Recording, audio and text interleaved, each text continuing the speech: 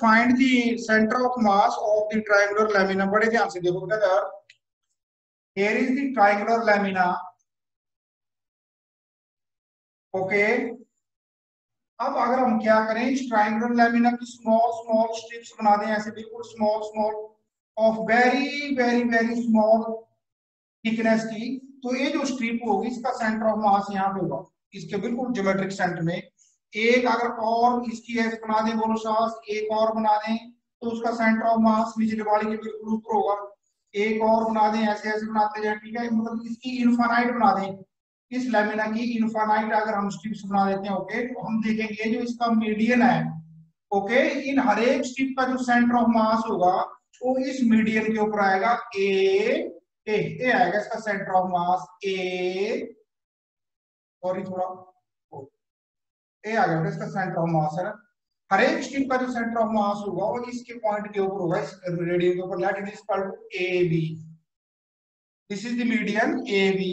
Similarly बेटे देखो, अगर इसी लैमिना को हम इसको ऐसे करें अगर स्ट्रिप्स में, ओके, ऐसे ऐसे इसको स्ट्रिप्स में तोड़ दें, these strips are very very very very infinitesimally very very small thickness, okay, in that case only, otherwise देखो इसके जो आर्टिकल that case जो है रेक्टेंगल बन जाएगा। ओके, सो देयरफॉर ए वाला जो मीडियन होगा इन हर एक स्ट्रिप्स का, जो ऐसे ऐसे स्ट्रिप्स बनी, इनका हर एक का जो मीडियन होगा, सेंटर होगा, वो इस मीडियन के ऊपर आ जाएगा यहाँ पे। Let this is equal to C D median, this is median is what, C D. Similarly बेटा अगर हम इसको ऐसे करें, स्ट्रिप्स में कन्वर्ट करें, ऐसे ऐसे चेंज कर दें इसको, ओके, ऐसे ऐसे अगर इसको डिवाइड कर दें इसमें, देन व्हाट हैपेंस बोलो शाबाश। तो हर एक जो है ये ध्यान रखना, ठीक है, और each and every strips whether that is parallel to horizontal or in this plane or in this plane, okay, they are very very infinitesimally very very thin and their number is very very large. Only that case the center of mass of the strip that will be at the geometric center. In this case बेटे what happen बोलो शाबाश, हर एक strip जो ऐसे ऐसे बनी आ गई, जो स्ट्रिप बनी देखो ऐसे, ओके, इनका हर एक का जो मास आएगा वो इस मीडियन के ऊपर आ जाएगा यहाँ पे। Let it is equal to E F. तो देखो तीनों के तीनों जो मीडियन है प्लेन लैमिना की, A B first median, this C and D this is second median, and E and F that is third median. ये तीनों के तीनों मीडियन जो इस पॉइंट के ऊपर मिल रहे हैं जाके, लेट इसका नाम मैं लिख देता हूँ सी एम, और this is the centre of mass of the lamina, this is the centre of mass of the lamina. Any doubt? Yes friend, no sir. Yes बेटा, नेक्स्ट आपका आर्टिकल है, देखो अगला जो अगला numerical, find the centre of mass of uniform L shaped lamina thin metal plate. Okay, metal की plate है बेटे ऑफ यूनिफॉर्म मटेरियल, ये नहीं होगा कहीं पे चौड़ा कहीं चौड़ा, okay, with dimensions as shown in figure, the mass of the lamina is 3 किलोग्राम। ओके, देखो बेटा dimension of the lamina are shown, तीन प्लेट है, और यहाँ पे ना न्यूमेरिकल में लिख लो, इसमें लिखा नहीं है, ठीक है, आपका बाद में याद रह जाता है। Of uniform density, of uniform density, otherwise इसका सेंटर ऑफ मास जो फाइंड आउट करना टफ हो जाएगा। Okay, of uniform density and same material. So देखो बेटा listen, here is the lamina, ये L shaped है ना, this is L shaped lamina, this one, this is the L shaped lamina, ऐसे ही,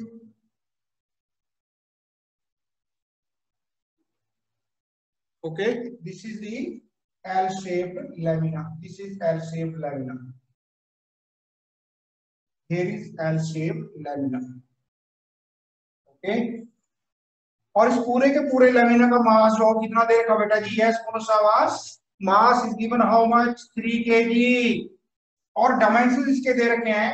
तो लेट बेटे हम इसकी जो ए वाली एक्सिस है लैमिना की, इसको मान लेते हैं Y axis, okay, this is Y axis, और ये जो इसकी बे वाली एक्सिस, ओके, इसको मान लेते हैं हम x axis, okay, late it is x axis. देखो बेटा इसके डायमेंशन जो दे रखे हैं, ओके, ऐसे ऐसे देखो लैमिना को मैं 3 इक्वल पार्ट्स में डिवाइड कर रहा हूं, ओके, इसकी जो लेंथ है वो दे रखी है, कितनी है बोलो शाबाश, 2 मीटर। 2 मीटर लेंथ है, हेयर इज दी ओरिजिन, और यहाँ से लेके यहाँ तक कितनी लेंथ दे रखी है, 2 मीटर। तो इसका मतलब यहाँ पे कितना आ जाएगा बेटा ji, let this is O A B C D E F, at this point जी।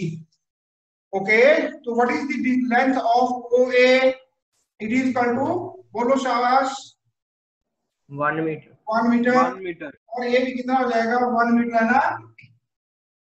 तो ए पॉइंट के डायमेंशन क्या होंगे बेटा, बोलो शाबाश, कोऑर्डिनेट्स ए पॉइंट क्या होंगे, एक्स के अलाउंग आ जाएगा, कितना बोलो शाबाश, 1,0, और अगले के कितने आएंगे, 2,0, और इस पॉइंट के कितने आ जाएंगे बेटा कोऑर्डिनेट्स, बोलो शाबाश, 0,1, और इसके कितना आ जाएगा बेटा, 1,1। चल रहा है पता आपको। Yes sir. कोऑर्डिनेट्स आ जाएंगे बेटा कितना, 2 अलोंग एक्स एक्सिस 2 मीटर हो गया, तो लॉन्ग एक्सिस 1 है ना, दैट इज इक्वल टू 1। और ई के कोऑर्डिनेट्स कितने आ जाएंगे बेटा, वो शाबाश, एक्स एक्सिस के लॉन्ग 1 और वाई के लॉन्ग कितना हो गया, 2, 1,2। और इसके कितने आ जाएंगे बेटे, एक्स एक्सिस के लॉन्ग आएगा 0 एंड वाई के लॉन्ग 2। Okay, yes sir. अब देखो बड़े ध्यान से, अब देखो बेटे, तीनों की तीनों जो लेमिना जो मैंने आपको वर्ड लिखाया ना, अगर सपोज करो ये यूनिफॉर्म डेंसिटी का नहीं है, अगर इसका मटेरियल यूनिफॉर्म डेंसिटी का नहीं है, और नंबर 2 यूनिफॉर्म थिकनेस नहीं है, एक तो नंबर 1 यूनिफॉर्म डेंसिटी नहीं है, और नंबर 2 यूनिफॉर्म थिकनेस नहीं है। अच्छा बड़े ध्यान से सुनो, मैं आपको एक एग्जांपल बता रहा हूँ, आपने शायद सुना होगा या नहीं सुना होगा, अगर नहीं सुना होगा तो जिस दिन ना आप मैकेनिक के पास जाएंगे, एक्टिव वाला मैकेनिक के पास सर्विस करवाने, तो आपने उससे बात करना भी अंकल ऐसा हो जाता है, नवा टायर भी मतलब खराब होता है, हम उसको देखते हैं कि ना कहीं से कटा होता है ना कहीं से फटा होता है, लेकिन जब उसको स्कूटी में लगा देते हैं, आगे लगाओ चाहे पिछले उसमें रियर में लगाओ के, तो होता क्या है, जब आप स्कूटी को चलाते हैं तो टायर जो होता है बबलिंग करता है, या जब आप ब्रेक लगाते हैं तो अनबैलेंस हो जाते हैं। एक दो बार तो आप तो सोचते हैं चलो मेरे में कमी होगी, लेकिन जब ये बार बार होता है, और इवन हो सकता है गिर भी जाए, गिर भी जाते हैं उससे। अगर मान लो जैसे एनफील्ड हो, बड़े वाला मोटरसाइकिल हो, और उसके टायर में क्या हो, मैन्युफैक्चरिंग डिफेक्ट हो, वो ना तो मैकेनिक को देखने के पता चला ना हमें पता चला, क्योंकि सारा देख लिया हमने, चेक कर लिया, टायर तो बिल्कुल ठीक था। लेकिन होता क्या है, बड़े ध्यान से देखना, मैं थोड़ा आपको टॉपिक से साइड लेके जा रहा हूँ बेटा। होता क्या है, समटाइम ना जब ये टायर बनाते हैं, ठीक है, तो देखो ये टायर ऐसे बन गया, तो इसमें होता क्या है, इसकी जो थिकनेस होती है ना मटेरियल की, जो रबड़ होती है लगी, वो कई जगह से जो होती है, अगर वो यूनिफॉर्म नहीं होगी, मान लो यहाँ पे ज्यादा रबड़ होगी, तो देखने से तो हमें पता चलेगा ही नहीं। अब हम कोई गेज लेके तो नापते नहीं यहाँ से कितना मोटा है कितना मोटा नहीं है। अगर तो यूनिफॉर्म इसकी डेंसिटी है तो इसका सेंटर ऑफ मास बिल्कुल सेंटर में होगा, और जहां से आपका एक्सल जाता है तो टायर में कोई प्रॉब्लम नहीं है। लेकिन अगर इसमें कोई मटेरियल थोड़ा भी कहीं आगे पीछे ज्यादा हो गया, तो इसका सेंटर ऑफ मास यहाँ नहीं होगा, कहीं इस वाले मटेरियल वाली साइड को यहाँ पे होगा। जोर आपके चक्के का यहाँ पे लग रहा है, सेंटर ऑफ मास इसका यहाँ पे है, इसलिए ये जो टायर होगा ये बबलिंग करने लग जाता है। क्या करता है बोलो शाबाश, बबलिंग। हाँ, बबलिंग नहीं, बबलिंग करने लगता है, ऐसे ऐसे ना, ऐसे ऐसे हिलने लग जाता है, ऐसे ऐसे। ओके, और फिर ये इसमें से आप गिर भी सकते हो। ओके, एक क्वेश्चन भी आपको आ सकता है, बिल्कुल नया टायर किसी भी कंपनी का हो सकता है, मैन्युफैक्चरिंग डिफेक्ट तो हो जाता है। ओके, अब देखो आ जाओ इसके अपने काम पे। तो नंबर 1, एक तो सेम मटेरियल है, यूनिफॉर्म मटेरियल, ऐसा नहीं कहीं पे कोई मिलावट है, अगर मिलावट होगी तो फिर इसका सेंटर ऑफ मास मुश्किल हो जाएगा, हमें हमें कोई पता नहीं, फिर हमारे पास कोई मेथड नहीं है। और इसकी जो थिकनेस है, ये जो प्लेट है इसकी जो मोटाई है, वो भी हर एक जगह से क्या है, बिल्कुल इक्वल है, uniform. Okay, in that case ये जो ऊपर वाला पोर्शन है ना, कौन सा ऊपर वाला portion, E F G and D, इसका जो सेंटर ऑफ मास होगा, ज्योमेट्रिक सेंटर ऑफ मास यहाँ पे आ जाएगा, इसको मान लो C3। इसका जो निचले वाला पोर्शन है बड़ा, इसका सेंटर ऑफ मास यहाँ पे आएगा, इसको मान लो C1। और ये जो ये है इसका मान लो सेंटर ऑफ मास यहाँ पे है, it is equal to C2। Okay बेटा जी, यस सर। ओके। Yes, अब इन तीनों का सेंटर ऑफ मास का जो क्या निकालना है, वो शाबाश, तो निकालना सेंटर ऑफ मास के डायमेंशन। Okay, coordinates. तो देखो अलोंग एक्स एक्सिस, अच्छा मेरे को अब बताना बेटा, ये जो C1 है इसके कोऑर्डिनेट्स क्या हो गए, अलोंग एक्स एक्सिस देखो यहाँ तक 1 मीटर था, लेकिन यहाँ पे हो जाएगा हाफ, और वाई के अलोंग भी हाफ। आपको समझ आ गया बेटा। Yes, sir. और जो C2 है इसके जो कोऑर्डिनेट्स है वो लॉन्ग एक्स एक्सिस हो जाएंगे कितना 3/2 1 यहाँ पे है और हाफ यहाँ पे, तो 1 + हाफ 3/2 और अलॉन्ग y एक्सिस उतना ही है जितना इसका that is equal to 1/2। Okay sir. Yes, Yes, sir. sir. और जो Yes, C3 sir. है बेटे इसके कोऑर्डिनेट्स क्या हो जाएंगे, बोलो मेरे बेटा शाबाश कुबीर, बोलो बेटा। अलॉन्ग y एक्सिस जो है इसको sorry along x axis half है और अलॉन्ग y एक्सिस 3/2 है ना। तो therefore centre of mass along x axis कितना आएगा बेटा, that is equal to m1 x1 plus m2 x2 plus m3 x3 divided by बोलो शाबाश m1 plus m2 plus m3। Put the values, m1 कितना आ गया, इस पूरे के पूरे लैमिना का मास कितना था बेटा 3 kg, और 3 kg. यूनिफॉर्म मटेरियल और यूनिफॉर्म थिकनेस का था, इसलिए तीनों इक्वल पार्ट्स का मास भी क्या होगा सेम होगा। तो इसका मास आ गया बेटे कितना, बोलो शाबाश m1 का मास आ गया 1 kg, m2 का मास भी कितना आ गया बोलो शाबाश 1 kg, और m3 का मास भी कितना आ गया 1 kg। ओके, तो ये आ गया बेटे m11 इंटू x1 कितना है इसका 1/2 प्लस 1 इंटू इसका x2 कितना है that is equal to 3/2 plus 1 into 1/2 divided by m1 plus m2 plus m3 divided by 3। Okay, और बेटे इसको कैलकुलेट करना ही आ जाएगा आपके पास 5/6 मीटर। तो x एक्सिस के लॉन्ग इस पूरे के पूरे का, मैं ये तीनों के इंडिविजुअल सेंटर ऑफ मास है, ये जो हम निकाल रहे हैं सेंटर ऑफ मास वो पूरे लैमिना का वो कहां पे होगा x के लॉन्ग, अगर हम मेजर करें तो कितना होगा 5/6। ओके, सिमिलरली बेटा देखो निशान y के लॉन्ग जो आएगा इसका सेंटर ऑफ मास वो कितना होगा, वो आपने कर लेंगे आप वैसे वो m1/1 plus m2/2 plus m3/3 divided by m1 plus m2 plus m3 it is equal to what, बोलो बेटा शाबाश। आप बेटा इसको करना कैलकुलेट, ओके कर लेंगे, ये आ जाएगा आपके पास, ये भी उतना ही आ जाएगा 5/6 मीटर। तो therefore coordinates of the center of mass of the lamina are what, that is equal to 5/6 meter comma 5/6 meter। Okay okay बेटा जी, Yes, sir. Yes, sir. Okay चले आगे। Yes, हाँ जी। sir. हाँ. आपने लिख लिया इसको, अच्छा बुक में सॉल्व किया ना, हाँ देखना Yes, sir. बेटा आगे देखो। Yes, sir.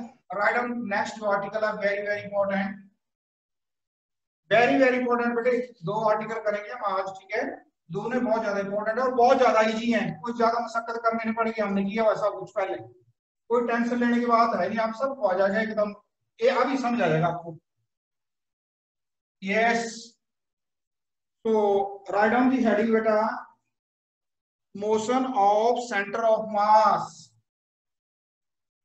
Motion of centre of mass,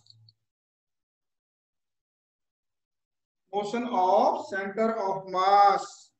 write down, पहले बेटा डायग्राम बनाओ मेरे बच्चे, डायग्राम बना लो, this is the system diagram. Okay, जैसा पहले बनाया था लास्ट टाइम को डायग्राम बनाया था आर्टिकल का, वही बनाना। ओके, अब इसमें आपने को बॉडी नहीं बनानी है ऐसे, ओके ऐसे बना लो, ऐसे डॉट डॉट से निकालो। Okay, this is the system of N particles, ये जो ए वाला पार्टिकल है इसका नाम रखो, इसका मास m1 और पोजीशन वेक्टर r1, कोई एक और ले लो उसका नाम रख लो n, उसका पोजीशन वेक्टर ले लो rn, ओके, और उसका मास ले लो mn, बीच में कोई आधा और ले लो, कोई उसका नाम ले लो m2 एंड सो ऑन, बाकी इसको पता लग जाएगा फिर, है ना, that is equal to m2 और उसका जो पोजीशन वेक्टर है that is r2। Here is the origin of the coordinate system, this is x axis and this one is what y axis.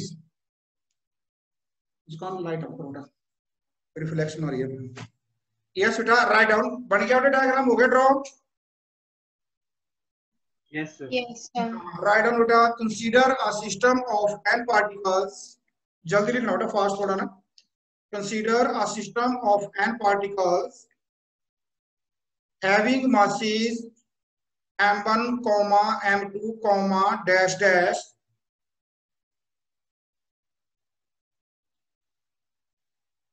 comma mn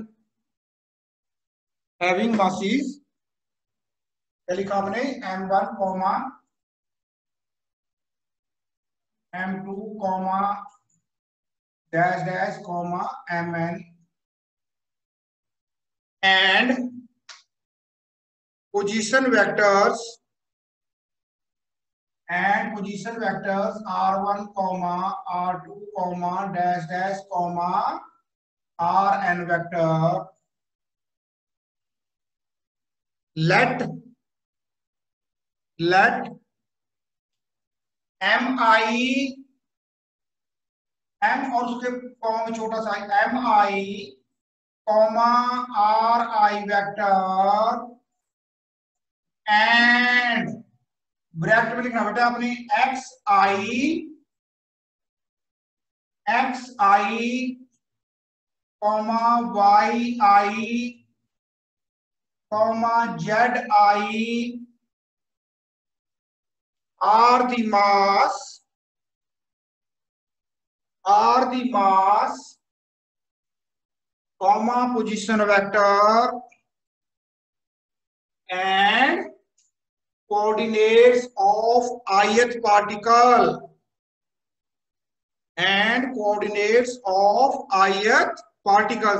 ये आपको समझ आ गया बेटा सबको? Yes, sir. ये जो Yes, sir. दिया था सिस्टम, देखो जैसे डॉट्स वगैरह लगाए, डॉट्स लगाओ चाहे ना लगाओ, ओके। आप यहाँ पे एक पार्टिकल m1 एक m2 और एक mn दिखाना, बाकी ऐसे लिख रहा हूँ, ओके। डॉट डॉट लगा दो, हमारे पास इतना टाइम नहीं होता है, ओके। आगे चल के तो हम m2 भी छोड़ देंगे। अच्छा, अब यही से लिखा मैंने सारा, ओके। ये सारे जो पार्टिकल है ऐसे m1 मास, m2 मास, mn मास, की r1 r2 एंड rn जो उनकी क्या है पोजीशन वेक्टर, बीच में डैश डैश, ओके। और कोई और पार्टिकल है ith क्यों लगा रहे हैं? क्योंकि हमने आगे समेशन करनी है ना, समेशन का मतलब सिग्मा, ओके। तो ith जो पार्टिकल है, ठीक है, मान लो उसका मास mi है, उसका जो पोजीशन वेक्टर वो ri है, और उसके जो कोऑर्डिनेट्स हैं मतलब x एक्सिस के लॉन्ग, y के लॉन्ग और z के लॉन्ग, बेटे यहाँ पे z एक्सिस बना रहा हूं, okay. z, okay, sorry, z axis and this is the origin, this is z axis, okay. और xi yj एंड zi जो उसके क्या बोलो साथ कोऑर्डिनेट्स, ओके। तो बेटा वी नो ये जो बॉडी होगी, रिजिड बॉडी जो है, ठीक है, या जो सिस्टम है, इसका जो सेंटर ऑफ मास होगा वो कहां पे होगा बेटे, बोलो शाबाश? The position vector of centre of mass rcm vector is equal to m1 r1 position vector plus m2 r2 position vector plus dash dash plus, बोलो बेटा जी, mn rn position vector divided by, बोलो बेटा क्या होगा, m1 plus m2 plus m3 m1 m2 so on mn plus dash dash dash plus mn, okay बेटा। और इसको बेटा मैं आगे लिख सकता हूँ कितना, बोलो शाबाश, mn vector, sorry m1 r1 vector plus, मैं 2 वाली टर्म में नहीं लिख रहा हूँ, okay, plus dash dash plus mn rn vector divided by capital M लिख सकता हूँ मैं इसको? yes sir, ओके, हाँ। तो देयरफॉर ये आ गया मेरे पास rcm, that is this position vector of the centre of मास। ये मान लो बेटे यहाँ पे लिख लो इसका centre of mass, okay, that is cm, और इसका पोजीशन वेक्टर बना लो, ओके, आ गया, that is equal to capital R vector, साथ में cm लगाना लगा दो, नहीं तो हम लिख ही रहे हैं ना, ओके। अब बेटे देखो ये जो m है इसको मैं लेफ्ट हैंड साइड में क्रॉस मल्टीप्लाई कर दूंगा तो मेरे पास आएगा कितना, आएगा बोलो शाबाश, mr वेक्टर। अब मैं cm हटा रहा हूं उसमें से, okay, mr vector is equal to, देखो बेटा जी देखना इधर, बोलो शाबाश, इज इक्वल टू मैं लिख रहा हूं sigma i is equal to 1 to n of mi vector ri vector. समझ आ गया ना आपको? m तो मैंने करा दिया मल्टीप्लाई इधर में, अब ये समेशन है, समेशन, ओके। देखो लिसन बड़े ध्यान से, अब इससे थोड़ा हट के सीख लो। और यस बेटा, कौन है यहाँ पे? मेरे को बताना सिमरन डॉट बेटे ये कौन सा साइन है?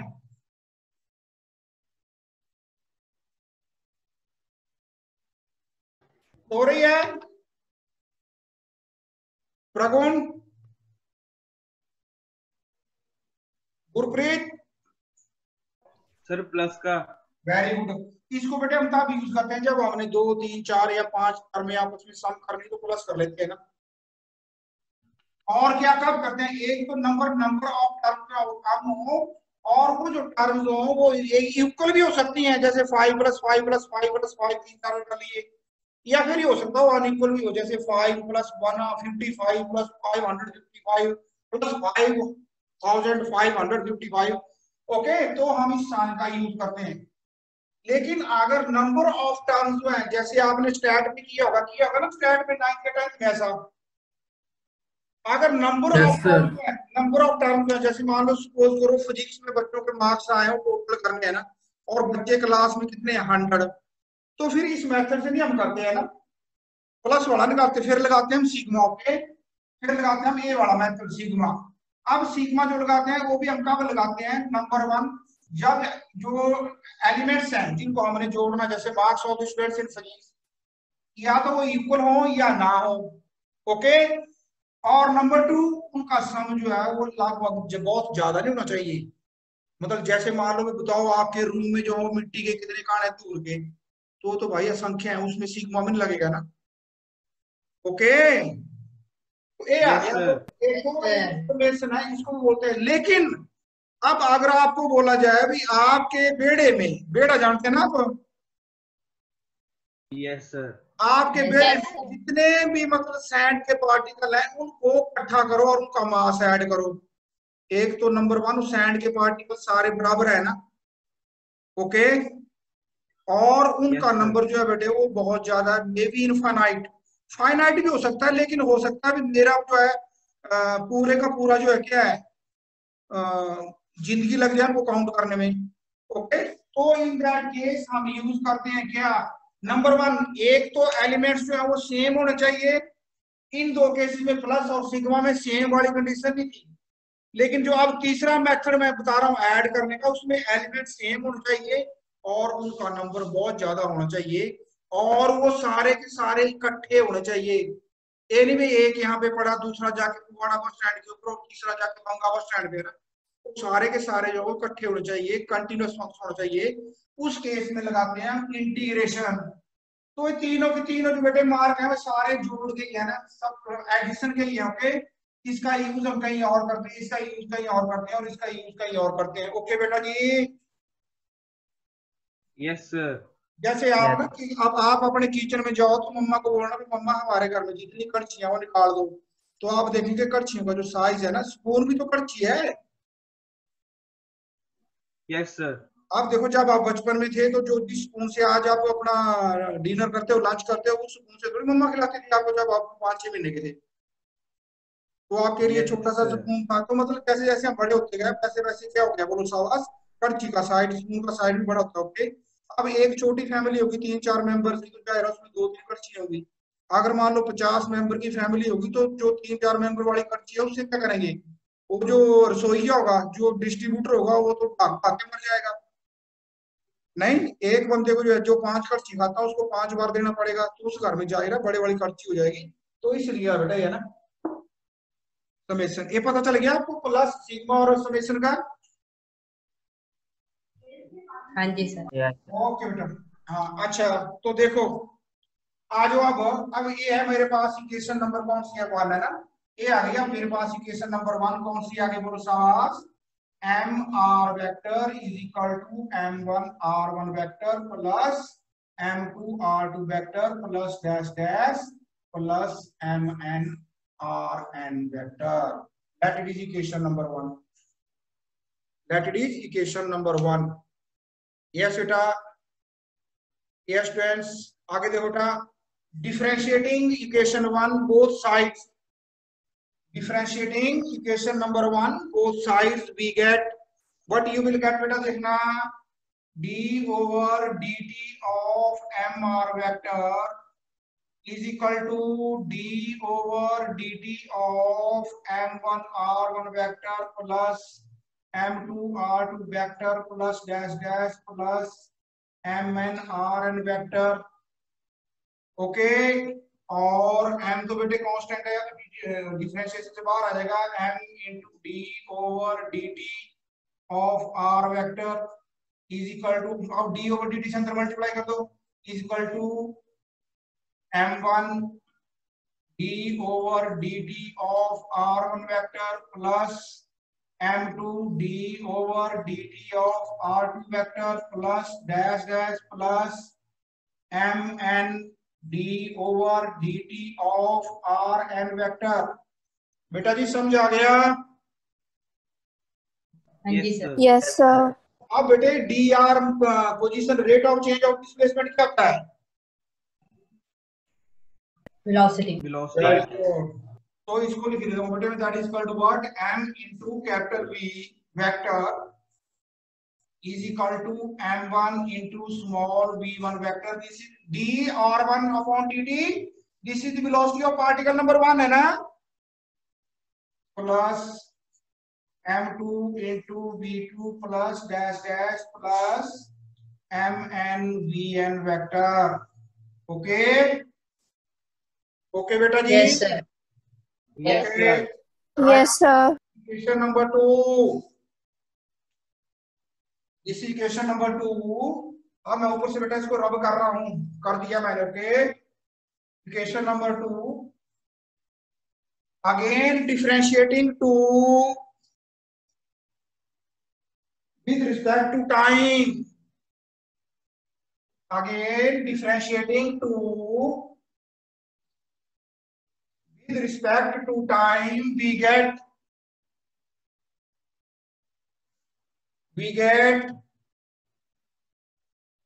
d over dt of mv vector is equal sir to screen ऊपर कर दो।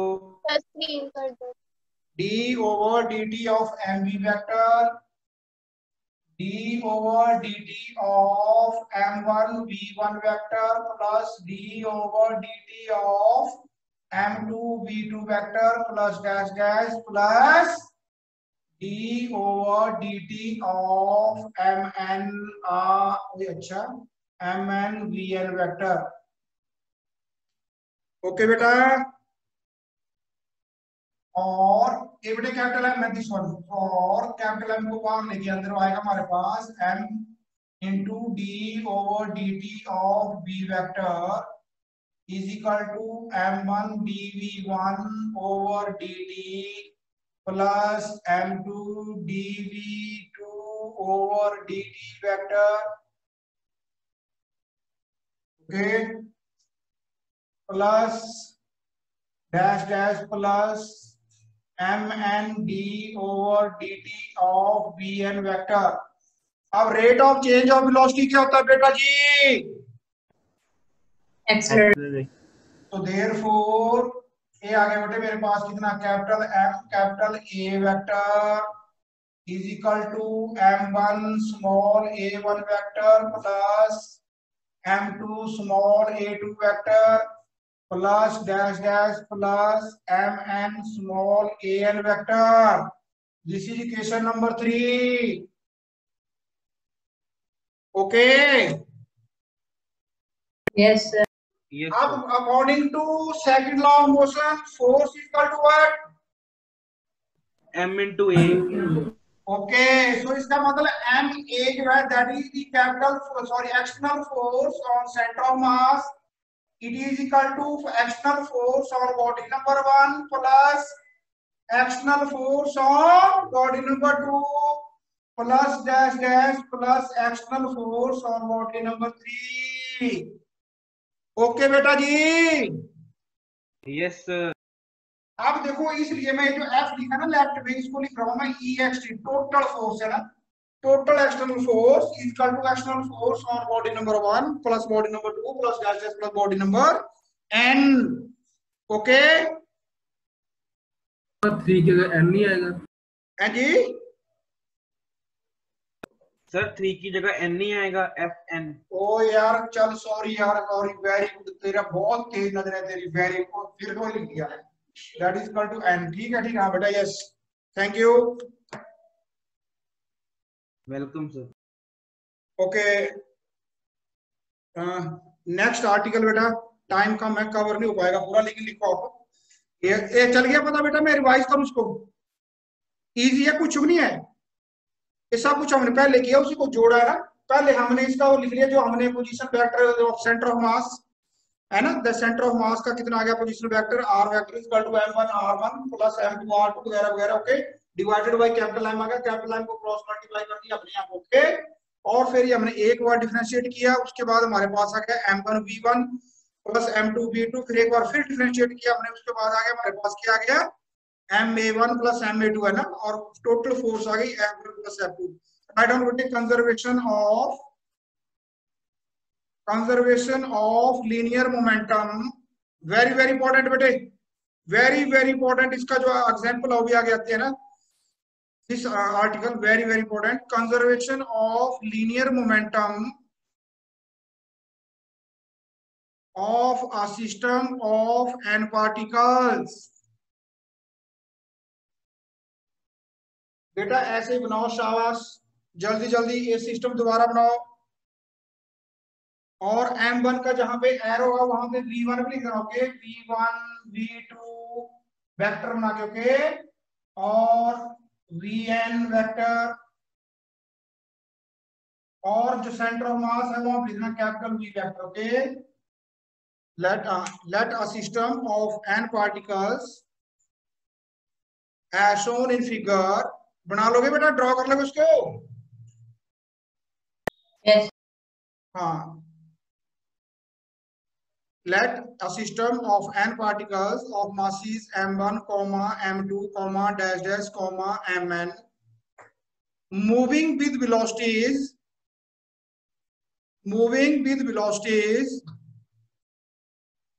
v1, v2, dash dash, vn, if capital F1, F2, dash dash, Fn are the external forces acting on the particles, then momentum of particle 1 P1 is equal to m1 v1, similarly P2 is equal to m2 v2, dash dash, नीचे को लिखना dash dash dash dash, Pn is equal to mn vn।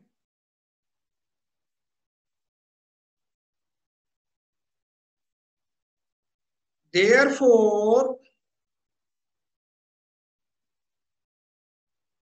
total momentum of the system is equal to, बेटा ma'am ने Google form share किया, attendance fill करो अपने। Therefore vector sum या total momentum, linear momentum of individual particles is equal to capital P vector is equal to P1 vector plus P2 vector plus dash dash plus Pn vector, और capital P vector is equal to m1 v1 vector plus